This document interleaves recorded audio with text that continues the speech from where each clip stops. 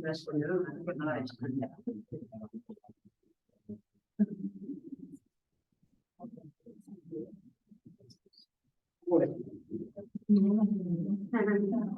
La mala es que se va a reacabar con la cuestión.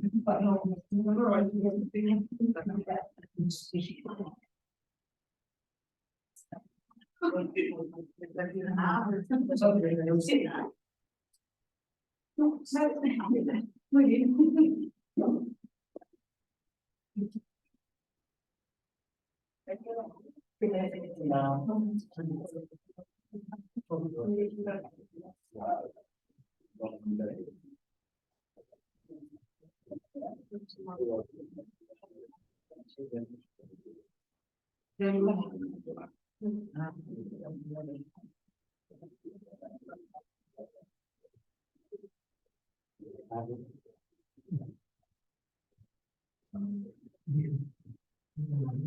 Guarda una prensa.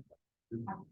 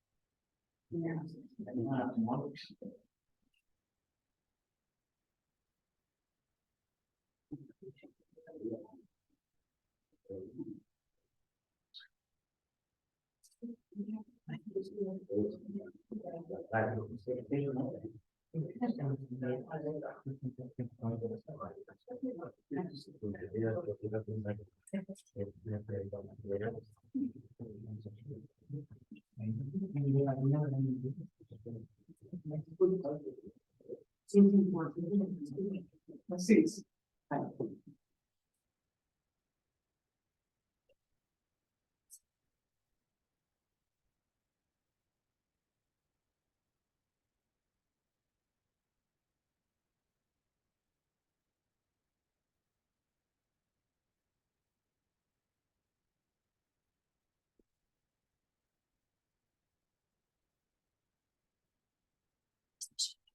Sí.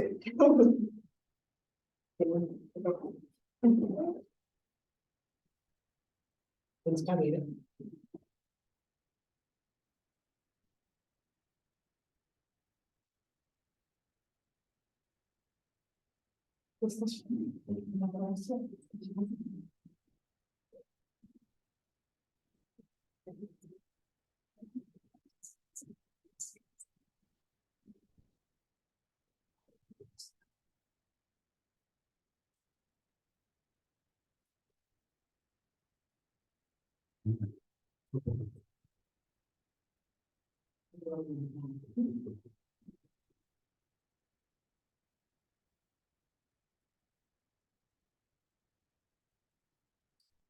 Doncs comencem. Jo soc la Maria Freixanet, soc investigadora de l'IPPS, porto la línia de gènere i política, i ella és la Nur Martí, que ella és activista jurídica advocada en dret internacional.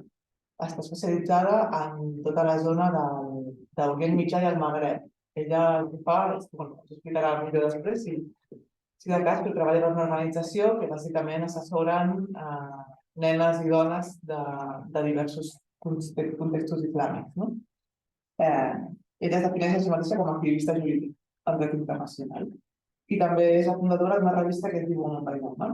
Llavors, l'IPPS porta bastantes sessions de conferències, de treball sobre al voltant de la política en el món, no? Per exemple, hem treballat bastant sobre Ucraïna.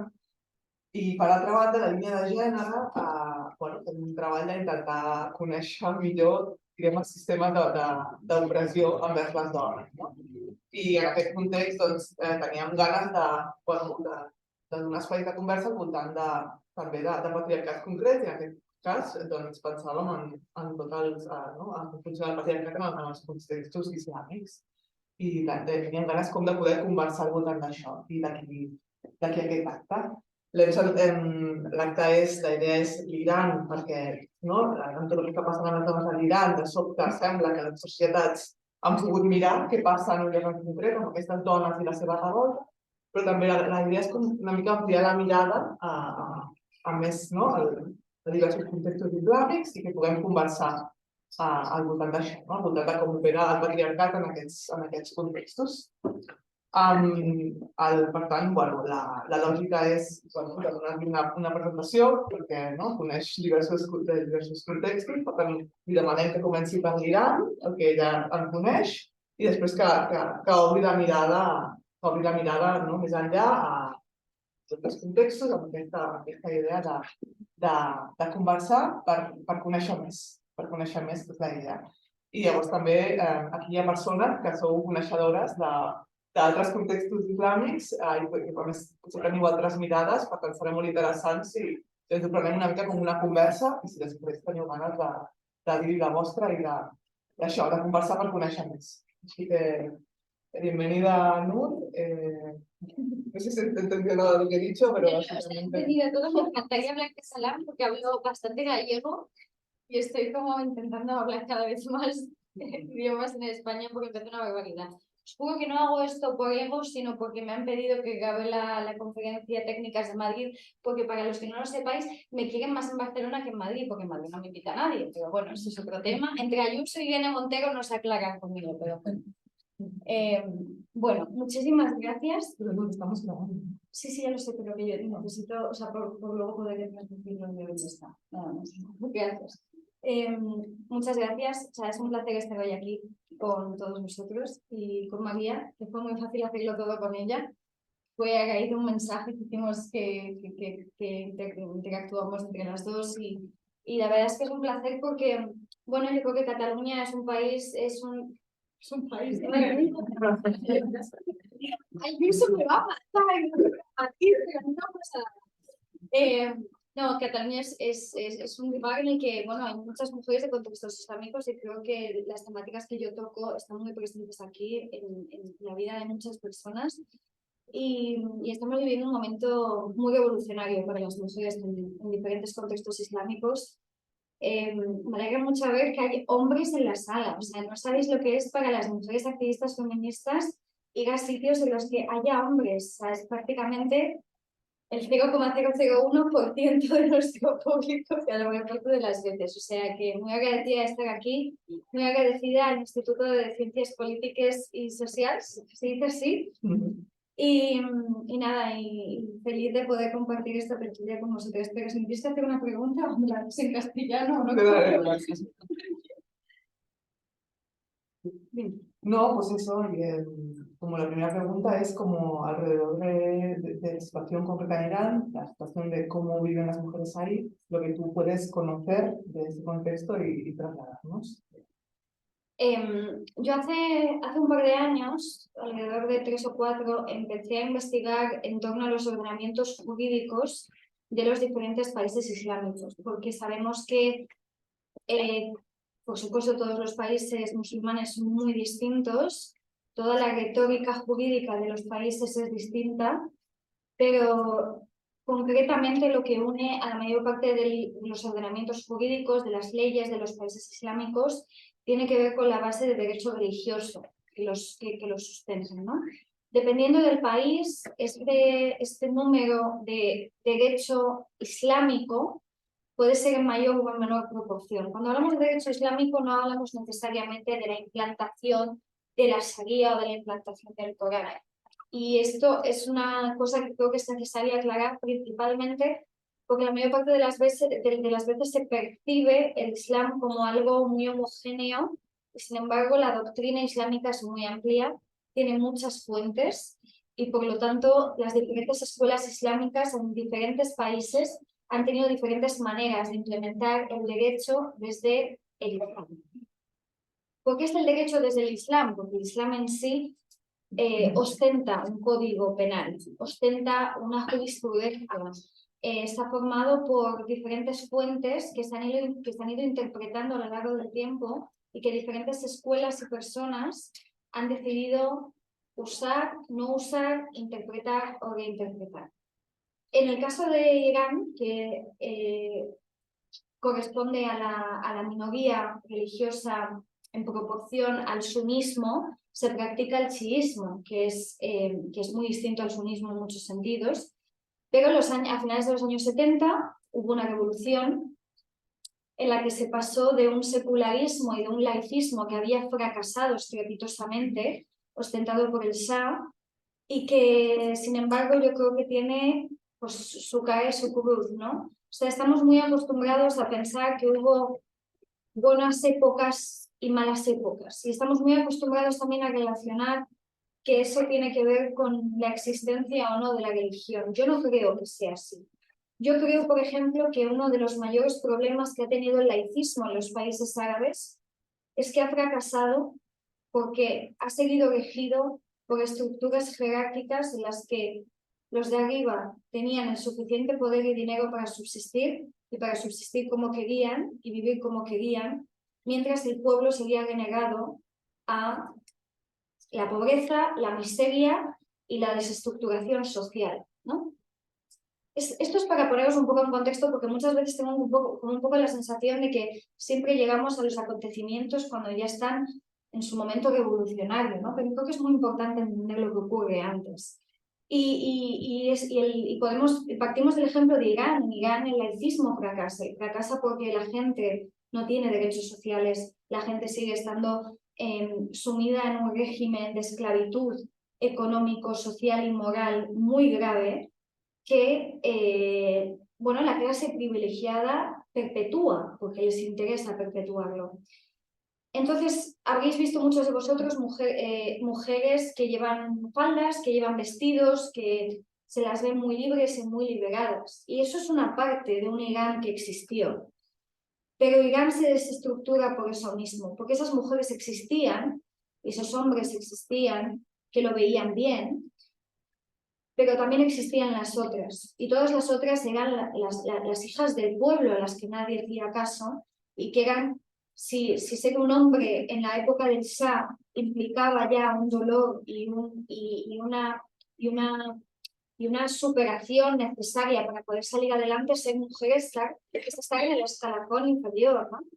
Entonces, Esto es para deciros que no tenemos que idealizar lo que pasó antes y entender bien por qué ahora mismo, por ejemplo, Irán está en la situación en la que está. Durante todos esos años en los que el Shah que encima se consideraba en su momento que tenía un poder divino, pasa por encima de los derechos sociales y pasa por encima de los derechos humanitarios, hay gamas que se empiezan a empoderar, que son las gamas, digamos, más religiosamente fundamentalistas. Pero esto es una cosa que ocurre en Irán, que ocurre en Egipto, que ocurre en Afganistán, que ocurre en muchos países en los que cuando había secularismo y laicismo, lo que también había era tiranía y despotismo por parte de los que ostentaban el poder. Y por eso creo que el laicismo y el secularismo en sí son experimentos de laboratorio que son muy fáciles de frustrar a nivel sociológico. Es muy difícil lograr en todos estos países, como hemos visto a lo largo de la historia, una mezcla entre laicismo, pero derechos sociales y cabida a la justicia social, que es por lo que muchísimas de las vertientes más fundamentalistas han podido tener lugar y espacio en Egipto, en Irán, en Afganistán, en Irak y en otros países. ¿Por qué? Porque, por supuesto, el pueblo lo que necesita no es privilegios cuando está sumido en la miseria, no es el privilegio de pensar, no es el privilegio de decidir a qué religión quieres pertenecer, no es el privilegio de querer decidir ponerte una minifalda, no.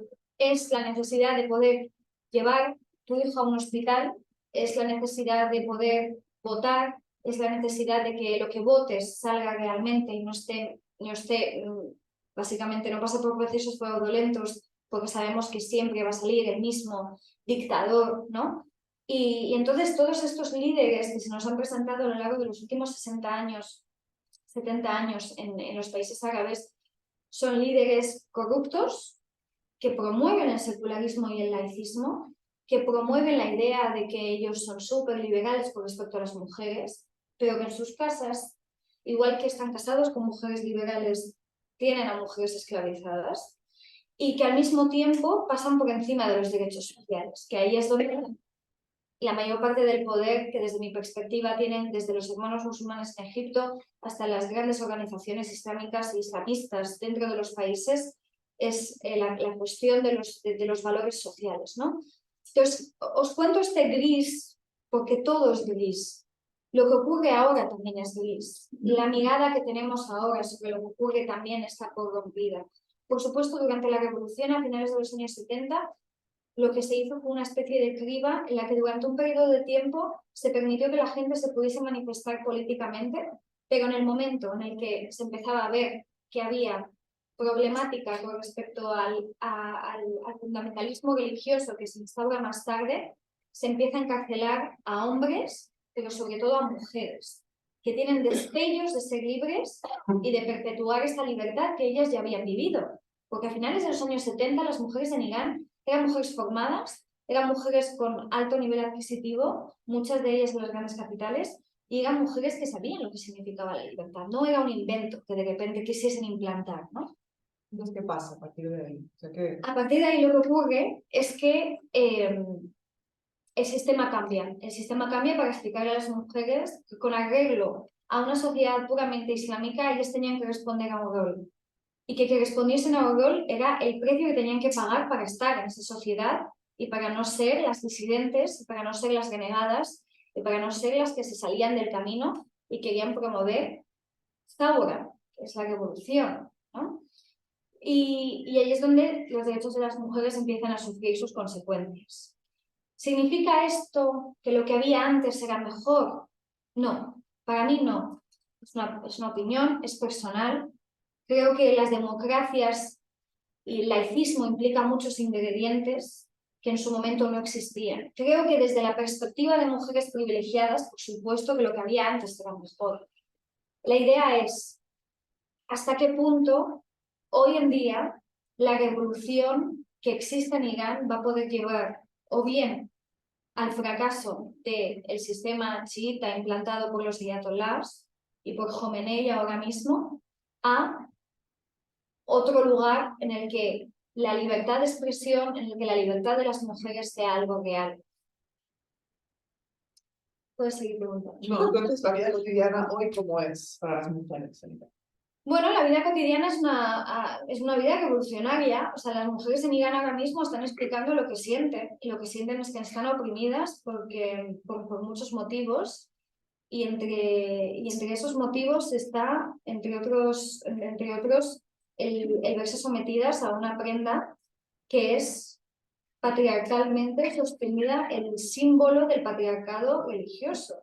Y que por más que intentemos desde otras raíces, desde otras vertientes, percibirlo como algo que no es un símbolo religioso. Y eso no significa que todas las mujeres que no llevemos velo tomemos decisiones que no sean estrictamente patriarcales y que no respondan a estereotipos patriarcales. Pero que el velo es una forma de representar el cuerpo del pecado sobre las mujeres, y es por ello por lo que mujeres deciden tomar esa vía. También luego hemos visto en Europa que se hace también como una manera de identificarse como mujeres no sexualizadas, porque esa es una de las dos polaridades en las que las mujeres de contextos islámicos nos encontramos, donde está el punto medio, en qué lugar yo soy una mujer libre e independiente y en qué lugar soy yo una mujer sexualizada por los demás, consumida como si fuese un objeto, ¿no? Esa también es esa discusión que tenemos que tener, creo yo, ¿no? O sea, está claro, y yo esto lo veo, obviamente no discuto las decisiones de las mujeres mayores de edad, yo ahí no tengo nada que decir, ni de las mujeres que deciden vestir como consideran, porque son españolas o porque son de cualquier nacionalidad, hasta las mujeres musulmanas que a partir de los 18 años, como cualquier ser independiente, deciden llevar un velo. Pero no es ese como tal el debate. El debate es que si en un momento y en un contexto determinado el velo nace con una determinada finalidad, ¿hasta qué punto trastocar eso en otros contextos es hacer realmente justicia a lo que muchas mujeres están viviendo?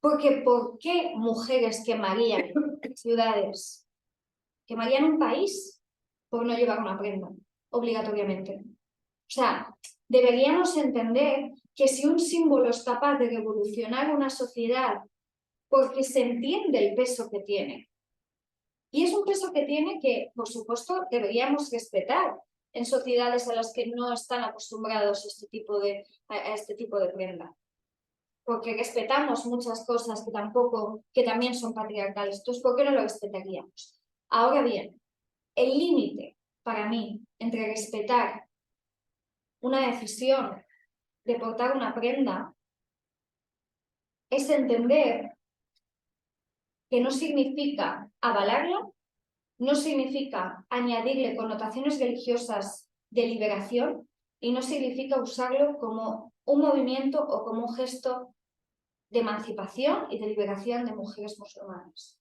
Porque la realidad es que los cuerpos de las mujeres musulmanas están supeditados a violencias muy distintas a las que están supeditados los cuerpos de mujeres que no lo son. Y tenemos también derecho, las mujeres que provenimos de contextos islámicos, a reivindicar la violencia estructural sobre la que se articula la violencia que sufren nuestros cuerpos. Y eso no significa renegar culturalmente, eso no significa renegar religiosamente, significa ser justas con la parte de la partida que a nosotras nos ha tocado jugar y con saber que todas las sociedades, todos los países y todas las religiones tienen sus procesos y que esto no va a intentar usurpar los procesos de otras mujeres que se están hoy enfrentando a tener que manifestarse como mujeres musulmanas. Significa reconocer que muchas mujeres musulmanas en sus países, en sus sociedades o en sus familias están viviendo opresiones estructurales en torno a lo que significa llevar un velo, porque significa mucho. Y a mí me enfada mucho cuando yo soy nieta y prima de mujeres que llevan velo. Las amo, o sea, forma parte de mi vida. Yo he crecido con velos a mi alrededor. Yo salía a la calle y a mí se me incitaba a llevar un velo constantemente. O sea, sé lo que es, sé lo que implica. Y sé también por qué una niña no puede llevarlo. Y no es que no pueda llevarlo porque a mí me ofenda. Es que hay decisiones que son igual de importantes que votar, que son igual de importantes que tomar las decisiones vitales más importantes de nuestras vidas. Entonces, para mí, permitir eso mientras estamos al mismo tiempo condenando lo que otras están sufriendo, es tener una doble vara de medir. Y creo que allí es donde reside el debate. No en si las mujeres deberían quitarse el velo. Eso no tiene ningún sentido. Yo no quiero que las mujeres se quiten el velo. Yo lo que quiero es que seamos críticas con nuestras decisiones. Si yo soy crítica con maquillarme, con ponerme unos tacones, con vestirme como me visto, porque soy educada para socializar con el típico estereotipo de mujer y acarreo con ello, es mi contradicción, tiene que ver con lo que soy. Y mi fe, en ese sentido, se manifestará de una manera o de otra, o de una manera más privada, que yo creo que también es lo que deberíamos empezar a promover, que la fe es una cosa intrínsecamente propia, íntima, en la que nadie debería inmiscuirse más allá.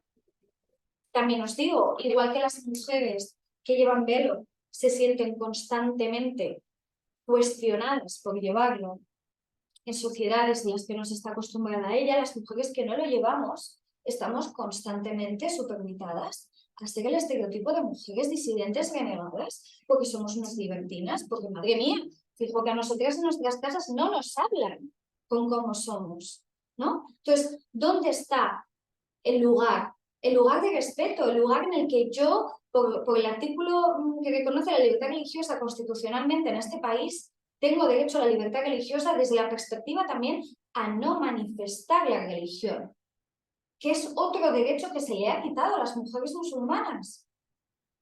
Tienes derecho a que tu fe sea íntima, tienes derecho a tus contradicciones morales y religiosas. Y la imposición de un estandarte y de un símbolo sobre tu cuerpo cuando tú, con plena mayoría de edad y criterio, no lo has decidido, es violentarte en tu proceso religioso también. Y eso forma parte también del derecho religioso en este país. Y es uno de los que menos se está tomando en cuenta. No, hemos visto eso, esas mujeres, ¿no? En ese proceso de salir a la calle, de tomar velos, hemos visto a las niñas en los institutos, hemos visto, ¿no? Que hay arrestos, que hay incluso asesinatos, muertes, todo el tema de las cárceles, ¿no? Yo te preguntaría, esas mujeres, o sea, ¿qué está pidiendo esa revolución? O sea, ¿cuál es en qué consiste o cuál es el núcleo o cuáles son las reivindicaciones más básicas de cambio social que está pidiendo esa revolución? Bueno, yo creo que esa revolución está pidiendo derechos sociales y derechos sociales en su amplio espectro. Está claro que los hombres se han dado cuenta, afortunadamente, de que no pueden hacer un camino de derechos sociales sin mujeres.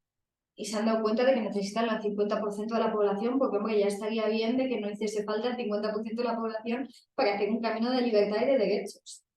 Pero yo creo que la libertad de expresión en todas sus vertientes es lo que se pide. Y parece algo muy tonto, pero cuando provienes de un país en el que tienes que pensarte 50 veces de qué puedes hablar y de qué no puedes hablar, la vida cambia y tú cambias y el desarrollo personal es distinto. O sea, nacer en la censura política es un proceso emocional y psicológico muy duro y tiene que ver con también aceptar el status quo, entender que no te puedes mover de ahí y entender que el precio a moverte de allí pues es el que es. Como hemos visto los asesinatos, pues el de Mahsa Amini y el de muchísimas otras mujeres. Y ahí es donde nos encontramos con esta cosa de, oye, qué bien que los hombres estén apoyando. Bueno, yo creo que es el camino a hacerlo. Los hombres están apoyando todos lo que está ocurriendo porque creen fervientemente en la libertad de las mujeres. Yo no lo creo. Pero yo creo que han entendido que la libertad de las mujeres está incluida en la que ellos quieren, que es la libertad de expresión también. Porque los periodistas están completamente ahogados por todos lados. No se puede hablar, no se puede criticar el régimen, no se puede requerir otro tipo de establecimientos que no sean puramente religiosos, no se puede contradecir el statement religioso del país. Hay un establishment religioso. Y los establishment religiosos lo que hacen es ahogar a las personas de manera más sutil, como en Marruecos, en Argelia o en Túnez, y de manera más visible en Afganistán, en Irak, en Arabia Saudí, en Irán, pero es lo mismo, responde a la misma censura, responde al mismo miedo. Y yo creo que el tema es el miedo.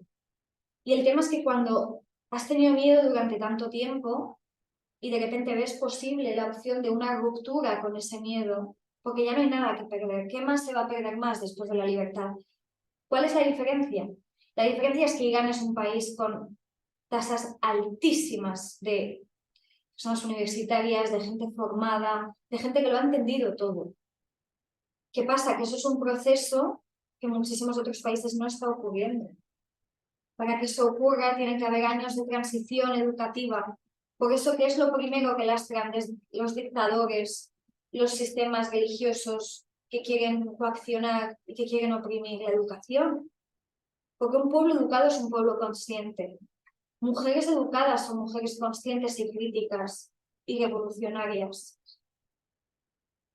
Afortunadamente, Irán es el ejemplo de que la educación tiene un impacto a largo plazo en las nuevas generaciones que acaba desencadenando una revolución de estas dimensiones. ¿Triunfará? ¿Fracasará? No lo sé, pero ya existe. Que esto exista ya es mucho más es mucho más grande que todo lo que se pueda pensar, ¿no? Muchas veces me dicen, jo, pero ¿tú cómo crees que vaya a acabar lo de Irán? Pues no lo sé, porque también creo que depende de cosas a las que no llegamos y depende de poderes que no podemos controlar.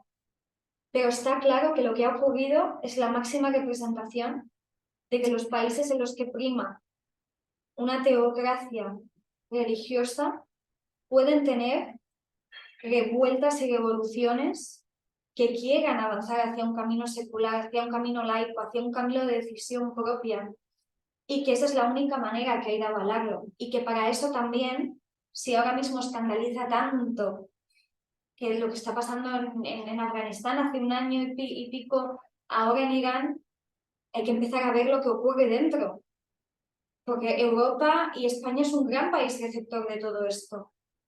Y cuando digo todo esto me refiero también a la ideología. O sea, los hermanos musulmanes tienen más libertad en Reino Unido y en Francia que en Egipto. A mí me parece problemático. Me parece problemático que quienes fundaron esta organización, por ejemplo, promoviesen el supremacismo religioso y promoviesen la obligación de las mujeres a no salir a la esfera pública. Esto existe. Que hablar de ello lleva a que nos llamen islamófobas, a mí me parece un problema. Yo vengo de un país musulmán. ¿Quiero que se extinga mi país y lo religioso de mi país? No. Provengo de una familia musulmana, de mujeres que rezan, de mujeres que tienen fe, de gente que ha sabido vivir la religión desde un lugar maravilloso. Pero también por eso mismo veo lo que no lo es. Y veo dónde irrumpe la política con lo religioso, que es la mayor guerra que tenemos en nuestros países. ¿En qué momento pensamos que somos tan distintos a otros países en general? Ya no me refiero a países occidentales, ¿no? Porque luego está también la teoría de colonial que pretende explicarnos que Occidente quiere implantar lo mismo para todo el mundo. A mí lo que me parece brutal es que se piense que la libertad es una cosa solo para Occidente. Eso es lo que me violenta. O sea, me violenta que se entienda que la opresión justificada cultural y religiosamente es una cosa que se puede legitimar en países democráticos. Yo no lo pienso. No lo pienso porque eso es lo que más racista me parece. Me parece muy racista no querer para ti, para los demás, lo que quieres para ti. O sea, ¿por qué la libertad es una cuestión de Occidente? Porque no habrá 100.000 maneras de vivir la libertad, no habrá 100.000 maneras de construir países libres en las que la gente profesa diferentes religiones. La gente sigue yendo a misa en España. ¿Eso conflictúa con que pueda ser un país democrático? Yo no lo pienso. Entonces, ¿por qué nos implantan la constante realidad de que los países islámicos solo tienen una salida? Y es que se perpetúe la religión y los dogmas religiosos dentro de la política, que es problemático. Seguimos sin poder heredar lo mismo. Es más, os voy a contar esto. Mi padre murió hace 4 años. Mi hermano sigue intentando donar parte de su herencia a sus 2 hermanas menores. Entre ellas, una de ellas soy yo. O sea, seguimos sin poder heredar lo mismo que los varones. Cuando las tasas de Marruecos, por ejemplo, explican que las mujeres, que el 52% de las mujeres mantienen a toda una familia con sus salarios. ¿Cómo podemos perpetuar esto sin hablar de lo que ocurre con la doctrina religiosa? Porque viene de allí. Y criticarlo tiene que ver con entender las sociedades que queremos generar. ¿Cómo vamos a poder generar sociedades reales y críticas consigo mismas que evolucionen hacia adelante si no somos capaces de volver a la desestructuración y a la discriminación que sufren mujeres y hombres para explicarlo? Aparece en el Corán, nos dicen, bueno, está bien, hay muchas cosas que aparecen en la Biblia también. Hay muchas cosas que aparecen en la Torá. Y lo que vemos es que ha habido una evolución a entender que en sociedades democráticas, en sociedades en las que quepa y haya lugar para todo el mundo, y para todo el mundo significa para todo el mundo. O sea, no se habla de mujeres lesbianas musulmanas. ¿Por qué no se habla de eso? O sea, ¿por qué todo el rato es el estereotipo y si no entras en el estereotipo, tampoco molas lo suficiente para gustar en Occidente? Porque es lo que sentimos todas las que no cumplimos con el estereotipo, porque tú, claro, tú tienes que tener tus cosas culturales y religiosas muy distintas para que yo te mire, te sonría desde lejos y me quede tranquilo y tranquila con la conciencia de que soy muy tolerante. A lo mejor no va de eso la tolerancia. A lo mejor la tolerancia va de intentar entender que hay muchas realidades muy diferentes y de que cada vez que nos encontramos con mujeres que llevan velo, que no llevan velo, independientemente de sus contextos, están librando una batalla muy dura. Las mujeres lesbianas en contextos islámicos, que es lo que ha pasado en Irán y sigue pasando ahora mismo. Muchísimas de las mujeres activistas que están saliendo a las calles son mujeres lesbianas, que de repente son denunciadas por vecinos, por amigos, por quien sea, con que son lesbianas y sufren violaciones colectivas en las cárceles. La homosexualidad también es un tema de Occidente. ¿No hay mujeres lesbianas en el resto del mundo? ¿No hay mujeres que han nacido en contextos islámicos lesbianas? O sea, creo que de esto va el debate, de intentar ver por qué el tema del debate, el tema de la tolerancia, es como un velo que se corre para no mirar y para simplemente quedarnos tranquilos con que no estamos siguiendo los sentimientos de nadie. Nur, dices diciendo nuestros países, en plural, yo te quería preguntar sobre esto, ¿no? Sobre el gesto este de levantar mirada, los contextos islámicos, ¿no? Utilizas el concepto patriarcado islámico, es decir, hay elementos que son en común entre todos los países islámicos, ¿no? Que se comparten, si es que sí, cuáles son, y que serían como diferenciales de mi patriarcado, digamos, ¿no? Del que vivo aquí, es decir, cuál es esa base en común, si existe y si eso ayuda a conceptualizar o no, o borra las diferencias internas, ¿sabes? Bueno, el feminismo islámico, que yo creo que os sonará aquí, si os suena, parte del status quo de que las mujeres musulmanas no se pueden liberar bajo las mismas premisas que las mujeres occidentales. Y esto también tiene que ver con la historia del colonialismo, ¿no? Y tiene que ver con que durante muchísimos años las mujeres colonizadas no han tenido espacio ni han tenido voz para poder reinventarse. Y entonces, obviamente, cuando por fin tienen un espacio y por fin tienen el momento, lo que tampoco quieren es fusionarse. Y es una cosa que podemos entender. O sea, yo entiendo el origen del afrofeminismo, el origen del feminismo islámico. Son necesarios como puntos de partida para mujeres que también se siguen agarrando a una identidad nacionalista de independencia de sus países, como por ejemplo en Argelia o en Egipto, y quieren contar el feminismo desde otro lugar. Y a mí eso no me conflictúa y lo veo normal. O sea, yo tengo debates sobre feminismo con amigas musulmanas o de origen marroquí o de origen argelino o de origen libanés que no tengo con amigas españolas. ¿Me parece un problema? No. Creo que cada una y cada uno hace lo que puede con lo que tiene y creo que las mujeres de contextos europeos también están intentando librar su batalla entre, oye, no conozco lo que estoy viendo, entonces como no lo conozco intento escuchar lo que la otra persona me está transmitiendo y si esta mujer siente esto, ¿quién soy yo para contradecirla? Y a mí me parece muy noble y muy... O sea, no creo que... O sea, estamos muy acostumbrados a criminalizar. O sea, esto es como, no, es que esta es muy blanca, es muy heterosexual y es muy privilegiada, y la otra es que es muy diversa y muy árabe y muy musulmana. No es así. El mundo es un largo espectro de colores. Lo que es privilegiado en un lugar no lo es en otro. O sea, yo en España soy una mujer, soy migrante, sufro un sistema institucional racista de los pies a la cabeza, me pagan para preguntarme si soy musulmana cada vez que digo que me llamo Nur, y me parece violencia. Me como patriarcados varios, porque de repente me confluctúan todos aquí en el mismo sitio, y sin embargo soy una privilegiada para las mujeres de mi país, y lo respeto. Y bajo de mi privilegio y acepto que soy una mujer que afortunadamente ha podido estudiar, ha podido tomar decisiones, no se ha visto sumergida en un matrimonio forzoso, no ha sufrido un velo impuesto, no ha vivido violaciones conyugales, que es lo que viven muchas mujeres a mi edad ya en Marruecos. O sea, yo por supuesto que soy una mujer privilegiada para las mujeres de mi país, pero creo que si estamos todo el rato allí, en este debate de privilegiada, no privilegiada, más oprimida, menos oprimida, estamos repartiendo un carnet de oprimidas y de víctimas, que es verdad que cada una está atravesando por un proceso distinto.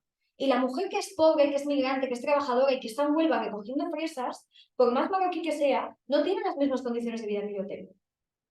Pero entonces, ¿dónde está el problema de la amalgama? Está en que las mujeres también pierden el sentido crítico sobre sus vidas, porque el patriarcado islámico cada mujer lo ha vivido de una manera distinta. O, oye, en el mejor de los casos yo he visto mujeres con mi edad plenamente felices porque han tenido padres absolutamente feministas que se han matado y se han dejado el lomo en este país poniendo ladrillo a ladrillo para que sus hijas acabasen en la universidad, que han querido que sus hijas se casasen con quien ellas decidiesen, y me parece maravilloso, y ojalá fuese la mayoría de los casos que tenemos a nuestro alrededor. Pero la realidad no es esa, la realidad es que todas tenemos contextos distintos y tenemos realidades distintas, y la que no viva el patriarcado aquí lo ha vivido antes. O sea, yo en Marruecos cuando salía, a mí se me señalaba por no ser suficientemente buena musulmana.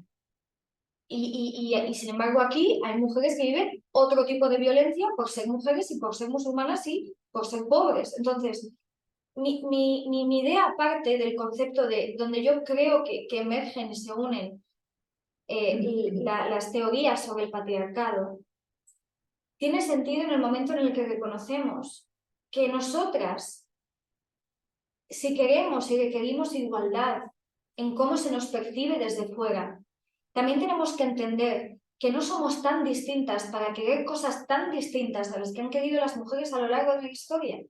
Cuando las sufragistas en Reino Unido querían el derecho a voto, no querían llevar minifaldas, querían el derecho a voto. O sea, cuando las mujeres occidentales empezaron a hacer sus propias revoluciones y desligándonos de todo el dogma colonialista en el que entendemos que las mujeres no contaban con mujeres de otros contextos porque tampoco las tenían cerca. Nosotros tampoco contamos en Marruecos, en Argelia o en el norte de África con mujeres subsaharianas. No contamos con ello. Las feministas marroquíes no piensan en la mutilación genital femenina. No forma parte de nuestras problemáticas. Entonces, ¿por qué es esta culpabilización constante de qué nos hemos olvidado? Siempre nos olvidaremos de algo de alguien. Y ya estarán las siguientes generaciones para decirnos, oye, os habéis dejado esto en el tintero. Y ya vendrán mujeres a decirnos, oye, pues a lo mejor no eres tan feminista. Y probablemente sea cierto. Entonces, la idea del feminismo como tal, que yo creo que deberíamos generar como mujeres musulmanas, en cohesión con una sociedad consciente y crítica, tiene que ver con no basarnos en el status quo de que somos mujeres musulmanas. O sea, que tú seas una mujer atea, judía, cristiana, agnóstica, es una condición que se añade a la base de que eres mujer. Y creo que ese es el problema de diagnóstico que hizo el feminismo islámico. También porque está muy influenciado por las corrientes islamistas de muchísimos países. O sea, tenemos feministas islámicas en España que se sienten identificadas con corrientes islamistas que promueven la discriminación de las mujeres en muchísimos aspectos vitales. Y eso es un problema. Es un problema que haya mujeres que escriban libros que se llamen La cárcel del feminismo, y no pienso nombrarla porque no voy a hacer publicidad de nadie, y piensan que con eso están empoderando y ayudando a mujeres musulmanas.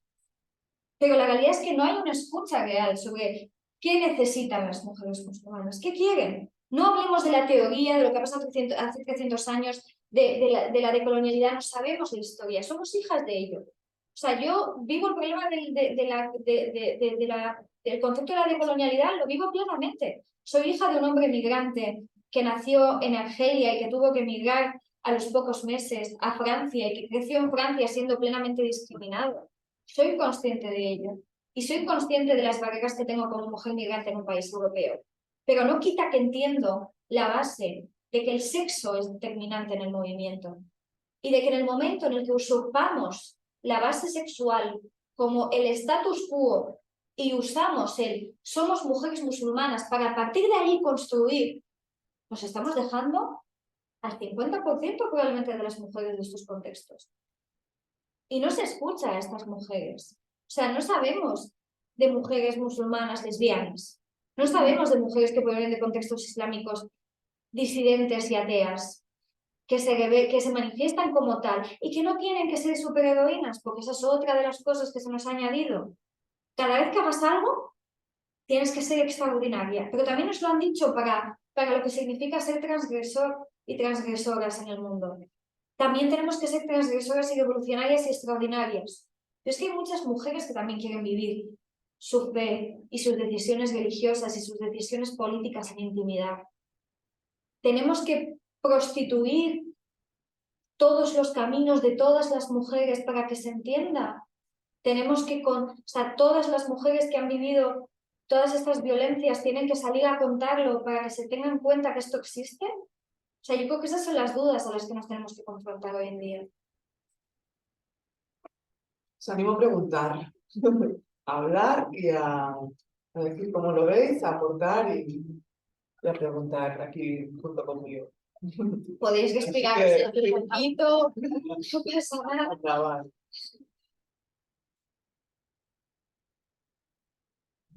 En relación a Irán, la Constitución de 1979 es durísima sobre las mujeres. Pero las mujeres en Irán, por lo que yo sé, se han levantado antes en diversas ocasiones. ¿Qué es lo que ha empoderado progresivamente a la mujer iraní que explique el levantamiento actual? Para mí, desde mi perspectiva, dos factores muy importantes. Primero, el impacto de las redes sociales. Es brutal lo que un solo vídeo puede hacer hoy en día a impacto social internacional. O sea, es una cosa que yo creo que deberíamos agradecer de una manera, bueno, o sea, a mí me revuelve que de repente, o sea, yo nací en el 98, ¿vale? Tampoco es hace muchísimo tiempo. Pero bueno, no era tan fácil recibir tanto de todos lados y de perfiles que tú escogieses. O sea, ojalá yo con 16 años hubiese podido, sí, como de repente escoger esto y esto y este contenido y esto, ¿no? Y entonces también estamos haciendo en las redes sociales nuestro camino crítico ideológico. Entonces que de repente empiece a haber voces, por supuesto exiliadas, la mayor parte de ellas, porque desde dentro poco se puede hacer. Pero claro, desde dentro se filtran los vídeos. Entonces, cuando salen afuera ya no te das cuenta y son virales. Entonces, la democratización de Internet es brutal. Porque en Internet los dictadores dejan de ser dictadores.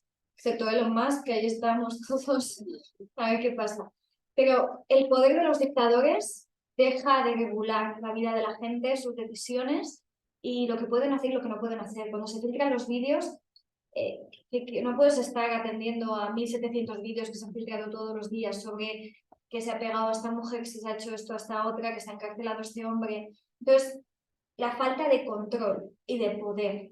Y entonces es cuando nos damos cuenta de que sale más información, no porque antes no pasase, sino porque ahora podemos verlo. O sea, esto lleva pasando muchísimo tiempo y la gente se está escandalizando. O sea, todo el mundo está más escandalizado que hace unos años, porque antes te tenías que poner Al Jazeera y a ver si te ponían algo porque tenían problemas con el país en concreto y entonces veías esas imágenes. Pero si no es imposible. Y luego, por otro lado, y a mí me emociona mucho, porque porque en parte cuando es un poco lo que hacen los hombres en muchos países, sobre todo yo que trabajo pues, muchísimo con Afganistán y el tema de los talibanes es terrorífico, lo que están viviendo las niñas es brutal. Yo estoy trabajando en varios proyectos, entre ellos la habilitación de escuelas en zonas rurales, porque como sabéis, las mujeres que pudimos evacuar desde Afganistán son mujeres que al final tenían un determinado nivel vital, educacional y profesional, pero luego están las niñas y las mujeres de las zonas remotas. Esas son las niñas vendidas con 9 años, esas son las niñas que no pueden estudiar. Entonces, a mí, ver todo eso, pero al mismo tiempo ver que sí que es posible a través de la educación en otros países que los hombres entiendan de qué funciona esto, pues me da mucho aliento y creo que tiene que ver con los hombres. Y es muy bonito. O sea, es muy bonito y es muy emocionante ver que no están solas, porque hay muchas mujeres que han hecho revoluciones en muchos lugares del mundo y han estado muy solas y han fracasado porque no contaban con ellos.